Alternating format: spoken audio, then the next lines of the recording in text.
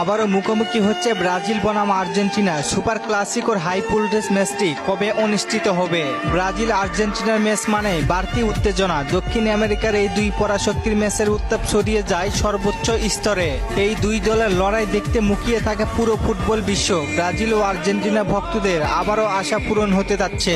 আবারও মুখোমুখি হতে যাচ্ছে দুই চিরপ্রতিদ্বন্দ্বী ব্রাজিল ও আর্জেন্টিনা।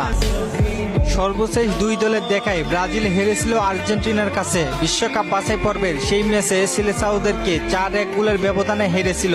5 বারের বিশ্ব চ্যাম্পিয়নদের সমীকরণে দেখা যায় 2019 সালের পর থেকে আর্জেন্টিনার বিপক্ষে একবারও জিততে পারেনি ব্রাজিল। 2019 সালের পর থেকে মোট 6 বার মুখোমুখি হয়, যার মধ্যে 2021 সালে ফাইনাল ম্যাচ। বাকি থাকে আর 5টি ম্যাচ, তার মধ্যে 2 ম্যাচ সাসপেন্ড এবং 1 ম্যাচ ড্র।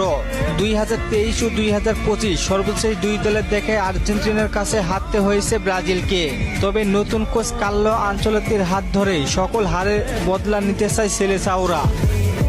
ফিফা বিশ্বকাপ 2026-এর আগে আর্জেন্টিনার বিপক্ষে ফ্রেন্ডলি ম্যাচ খেলার প্রস্তাব দিয়েছে ব্রাজিল। ব্রাজিলের বিশ্বস্ত সংবাদ মাধ্যম টিএনসি স্পোর্টসের তথ্য অনুযায়ী আর্জেন্টিনার কাছে ইতিমধ্যে প্রস্তাব পাঠিয়েছে 5 বারের বিশ্ব চ্যাম্পিয়নরা।